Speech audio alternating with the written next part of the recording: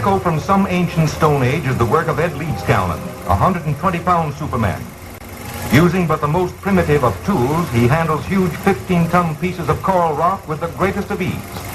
This is his life work, building a great stone city that he hopes will stand for thousands of years. He works as the ancient Egyptians did when they built the pyramids.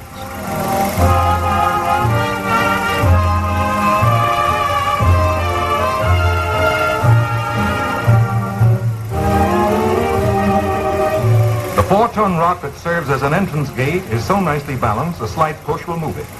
But that's only the first of many wonders to be found in this strange place.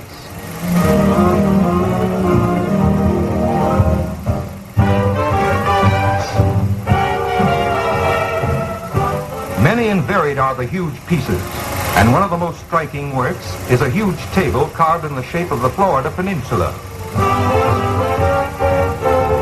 Here's further example of how he's balanced these great carvings. There's comfort in these rockers, too. Love was love even in the Stone Age, and we have a different version of a merry-go-round.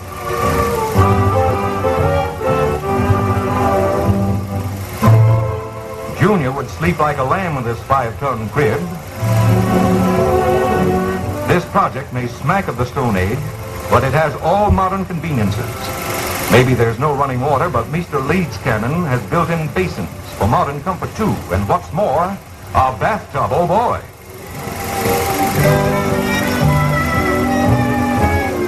She's sitting on top of the world or something, just where this unusual artist hopes to be when he completes his most ambitious of hobbies.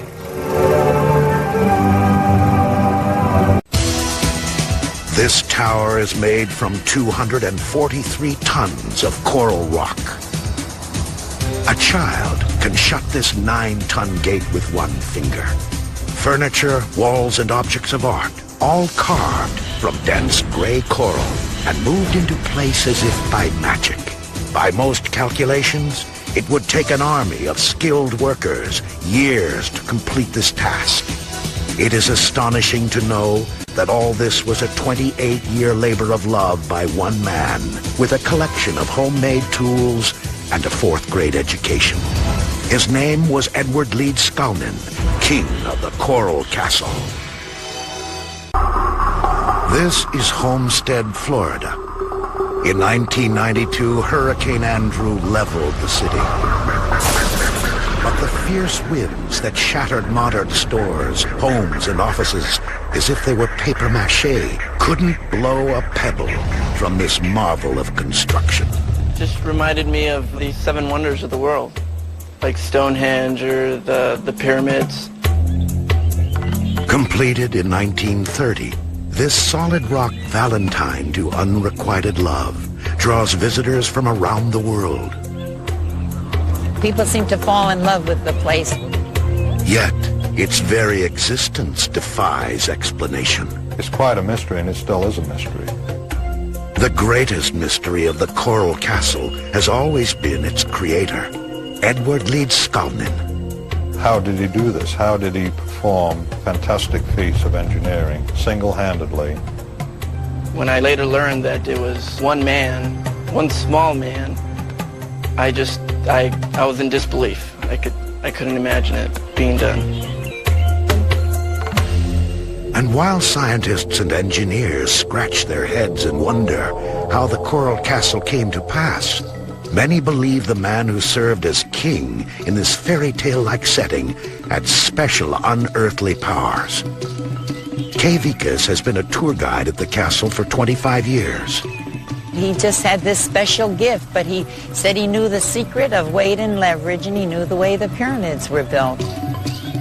This would seem to be the work of a giant, but Ed Leedskalnin always defied belief. He was a small man, only weighed 95 pounds. He never weighed over 100 in his whole life, and he always walked around with his head up like he was a tall person.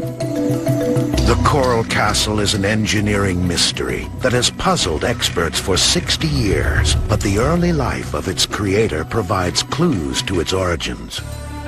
Edward Leedskalnin was born in 1887 in a small village near Riga, Latvia.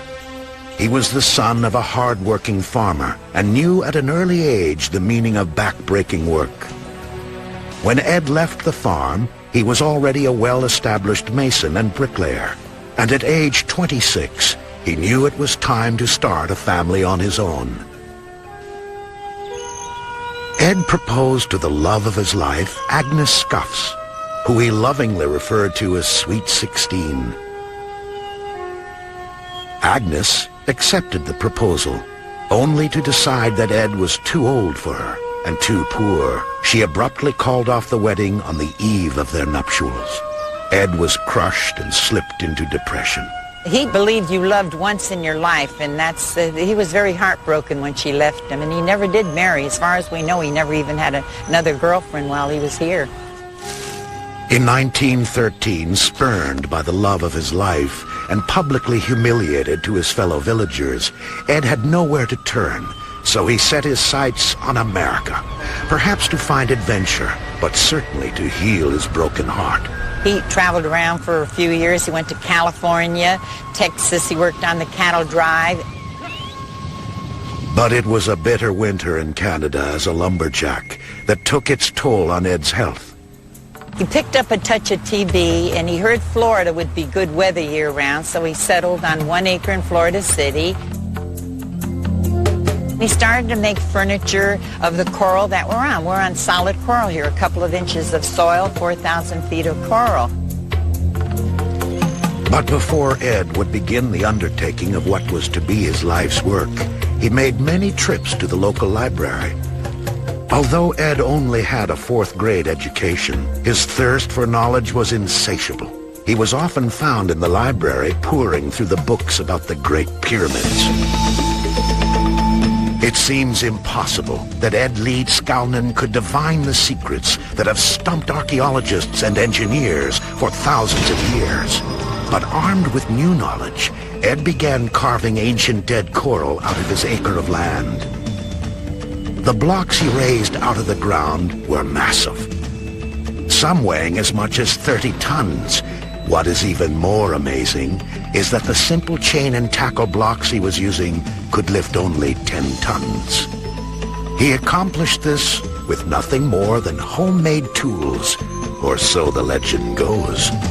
The neighbors were so amazed to see him move these rocks and make furniture and so forth. When they'd ask him how he could do it, he would just answer. He knew the secret of weight and leverage and knew the way the pyramids were built.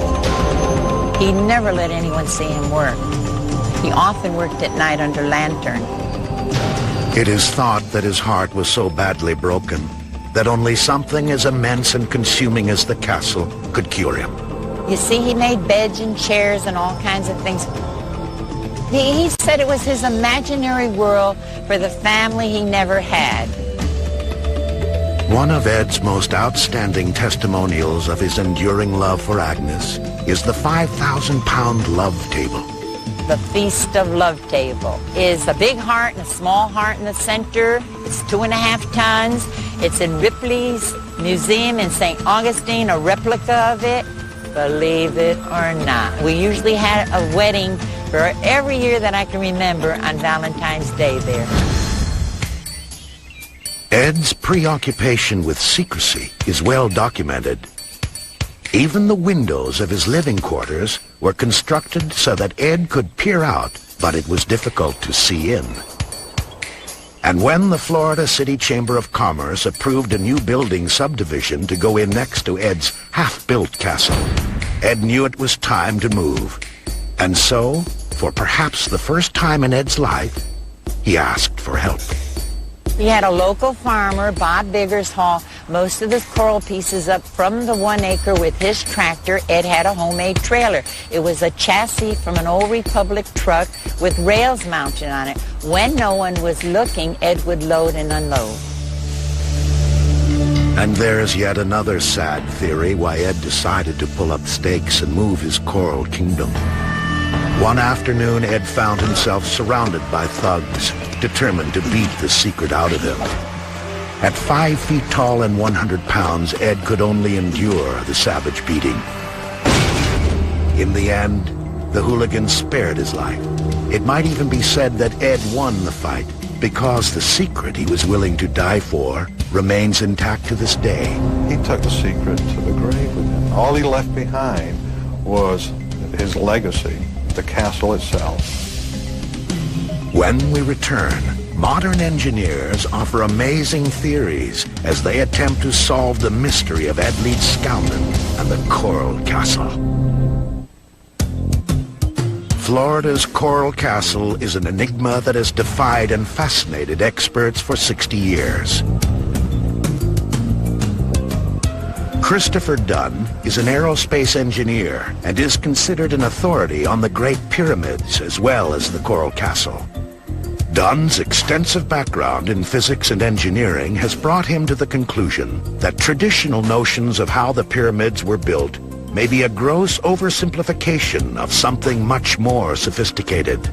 The theories that are proposed by Egyptologists do not necessarily fit the evidence. Ed Leedskalnin claimed that he knew the secrets of how the pyramids were built.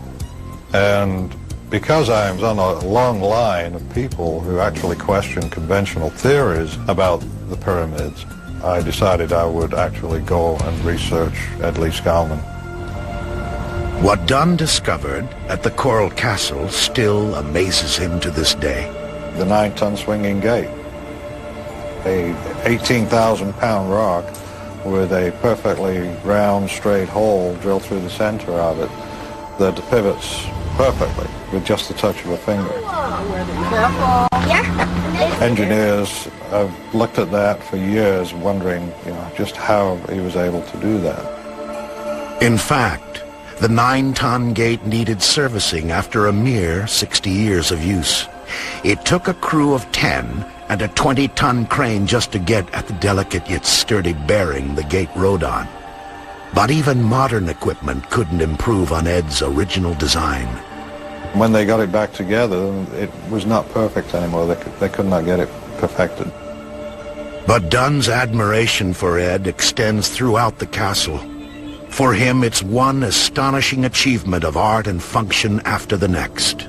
The 30-ton rock, that's an amazing feat. The Polaris telescope, it's a very heavy rock with a hole drilled like a gun sight in the center of it. And you can actually view Polaris. So how did the little man from Latvia cut, move, position, and maneuver such colossal pieces of rock? Christopher Dunn's theories border on engineering heresy. In my opinion, it's not possible without actually making the stone lighter or reducing the gravitational pull on the stone. And I believe that Ed Leedskalnin has been able to do that. What Dunn suggests, that Ed implemented an anti-gravitational construction tool, may smack of science fiction hocus pocus. But the engineer firmly believes the evidence of Ed's mysterious device is actually hiding in plain sight and can be seen in this rare photo of Ed at work. In the picture, you'll see some tripods that were made out of telephone poles. On the top of the tripods are these boxes. And leading from the boxes, you'll see a cable coming down to the block. I believe that he had in the boxes radio tuners. What he was doing was actually transmitting from his workshop, and he was working with the resonance of the block, the resonance of the atoms, of course, in the block. He was working with electromagnetism. If one believes the theory of radio tuners realigning the electromagnetism of these huge coral blocks, then where did the power come from? In Ed's workshop far in the back, there is a very primitive yet powerful electrical generator built out of junkyard parts. Dunn suggests that this was Ed's source for producing the electricity needed to achieve the atom realignment chain reaction. Dunn goes on to suggest that the chain block and tackle supposedly used were nothing more than a ruse, a prop, to throw off the looky-loos curious to discover Ed's secret. If you'll see in the photographs, you have a tripod and you don't see a block and tackle anywhere. The block and tackle is only designed to lift 10 tons. So there's a little shortfall there between 10 tons and 30 tons and actually performing the work. Perhaps this theory of atom tampering explains how Ed was able to work with such incredible weight and avoid being crushed to death. Jorge Rivera is a structural engineer in Los Angeles. Although he subscribes to conventional theories of how Ed might have built his castle, he is still amazed by the scope and danger of such an undertaking. I design and build skyscrapers in areas with high seismicity. These are life-threatening situations that I have to deal with on a day-to-day basis. I couldn't imagine him completing the project without having killed himself. I mean, we're talking about lifting pieces of block that are 13,000 pounds, 16,000 pounds, up 30 feet, and somehow precisely landing these things on top of other blocks.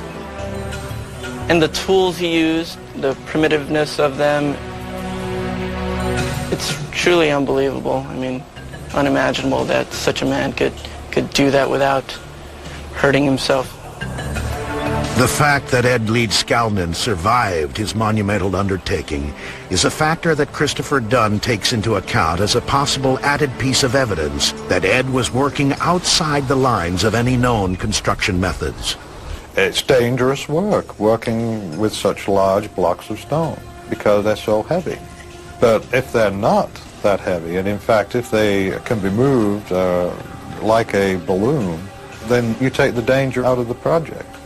One of the legends is that some children actually spotted Ed Leedskalnin with a rock floating in the air like a hydrogen balloon, and that was the description. Although the engineers may disagree on just how Ed built his coral castle, one constant remains evident: the castle itself. This castle is comprised of roughly 2,200,000 pounds of coral. That would be 1,100 tons. Just thinking about those kind of numbers, the fact that one man over 20 years was able to move, carve, build a castle is unthinkable. I did some calculations on projects of similar size that I'm currently working on. It would basically take something like 20 to 30 people working for 2 to 3 years straight to build such a thing. There have been several estimates of what it would take to build the Great Pyramid. They range from 10,000 people to 100,000. But if they had only 4,700 Ed Leedskalnins, they could build the Great Pyramid at the same time. The arguments over how Ed built his bizarre complex of coral will undoubtedly rage on. Yeah, this is pretty comfortable. So will the public's fascination with the Coral Castle and the enduring mystery of its creator. And the imagination that this man had. Cool. It amazes me. When we come back, is this lifestyle guide written by Leedskalnin himself actually a codebook for the castle's secrets?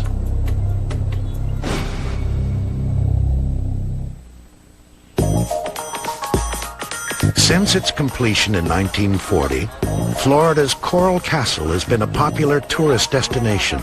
Ed Leedskalnin's favorite visitors were the many children that would come to see him. If the kids come around, he'd show them around. He loved children, and he made that playground for them in there, the story of the 3 bears.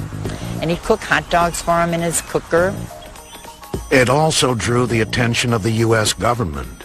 After an exhaustive study of the castle, Colonel Carroll Lake of the U.S. Army Corps of Engineers was quoted as saying, "Leedskalnin proved to all the world to see today that he knew the secrets of the ancients."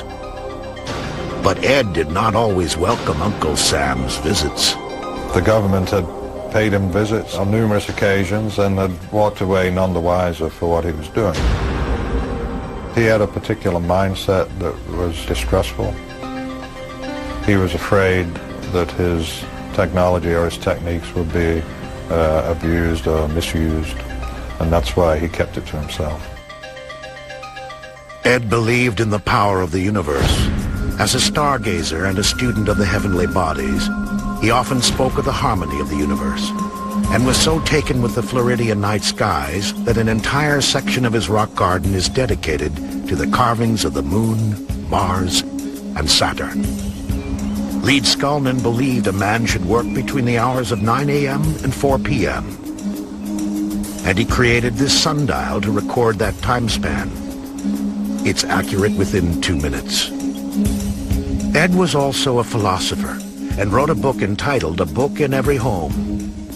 At first glance, it seems to be a message to Agnes, the love of his life. He writes that his girl had to be perfect. I don't think he would have ever accepted her if she ever did come over. I think he would have liked her to come and see him and say, yes, I had you in mind, but it's too late now.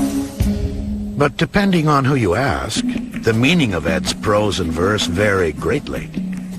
It's a very unusual book, and it's full of sexist comments about the role of women in society, and it's really odd. I mean, it doesn't make much sense when you read it. So I was thinking, well, what if it's a huge metaphor? What if Ed is actually saying how to raise a young lady, meaning how to raise a large block of stone? Is this a code book containing Leedskalnin's engineering secrets? Unfortunately, like so much of Ed Leedskalnin's life, the answer would be forever sealed on a hot Floridian summer afternoon. It was December 7th, 1951. Uncharacteristically, Ed shut down his tours for a day and hung a note on the entrance to the castle. It read, "Going to hospital." He rode his bike to the bus stop and boarded the bus to Miami. He died 3 days later from malnutrition. Not because he didn't have the food. There was plenty of food, but it was just that he just didn't seem to want to eat a lot in his later years. When the Dade County coroners performed an autopsy on Ed's body, they were startled to find no signs of the tuberculosis that had plagued him most of his life. It is believed that love has no boundaries, and wherever it exists, all things are possible. For the people that have spent nearly a lifetime studying and preserving the Coral Castle, one absolute truth is evident about the mysterious man and his house of coral. I think somewhere in his mind, he probably believed that his Sweet 16 would suddenly wake up and realize what a mistake that she had made and come and find him. Unfortunately, for him, that never happened. After being here all these years, I can say that no greater love that I've seen that a man would have for a woman. Had Edward Leedskalnin really learned the secrets of ancient Egypt? Had he mastered the laws of physics? Some might say he simply tapped into a force older than the pyramids themselves, building this castle with the strength born of heartache and the power of eternal love. Why did he build the Coral Castle? Was it for that girl he wanted, that Agnes that he so desperately wanted as a girlfriend? I'm going to tell you right now, I do not believe that he was building it for her. Okay. He wasn't waiting for some lost love. In fact, this is one of the discoveries this is a discovery I wanted to put out live on your program for the very first time. No one's heard this. Here we go. But I've figured out what Ed's Sweet 16 is. What do you think? Ed's Sweet 16 are the 16 alignments that he's carved into the east wall of the Coral Castle, what I call the Constellation Wall. Aha. He shows 16 different celestial alignments. You see, on that episode In Search of, The Castle of Secrets, they had a lady speaking who was describing the tour that Ed would give. And she said something very specific that I'll never forget. She said that he would look up in the sky and his voice would get very ethereal, and he would say, "One day, my Sweet 16 will come." He would look up in the sky and say, "One day, my Sweet 16 will come." He was talking about the 16 alignments that have to happen simultaneously for him to be able to accomplish his work. And would we know astronomically when that would occur? Yeah, I have an idea. They must have software that would do that for you. You know what? Actually, it's so easy. I used Google Sky Map. And you just put it together that way. Yeah, and so what I did was once I figured out that the east wall was constellations and stars and planets and alignments. That was your template, wasn't it? That was my template, and so what I had to do was Sky Map has this great little feature where you can travel through time, and you can see celestial alignments as far back pretty much as you want to go. And so my job was to sift through the millions of possible combinations until I got to the right one, and I actually figured out the day, the year, the month, the time, everything. It's September 10th, 1923, at 7 p.m., 8 minutes and 23 seconds Eastern Daylight Time, which was the exact time of a full solar eclipse. Wow. Now, will it happen again? That is a very good question, and I am not sure of that yet. Again, I have to sift through and look for that alignment, which is very specific, because when you're looking for one alignment, not so tough. 2, not so tough. 5 starts to get difficult. 16 is a nightmare. What happened to him, RL? Did he just die out there, or what? Well, according to Rusty McClure's book, Coral Castle, The American Stonehenge, by the way, my favorite biography of Ed, he conclusively proved that Ed died from a kidney infection. Now, here's something interesting. He died when he was 64 years old. Young age. It is. It's also 16 plus 16 plus 16 plus 16. Uh-huh. Huh. Homestead, Florida, 16 letters. That's weird. There's 16 steps going up to his room. There's 16 alignments on this floor. 16. And you do not have a website, right? No, I don't. I do have a YouTube channel. Oh, how do people find it? Oh, simply go on to it's YouTube. .com/user/talking to Leedskalnin. Oh, okay. And you got to Google that, folks, to get the spelling of Leedskalnin correct. We're going to come back more with R.L. Poole as we talk about his work into the Coral Castle. An amazing story of how a 100-pound man was able to move tonnage of blocks.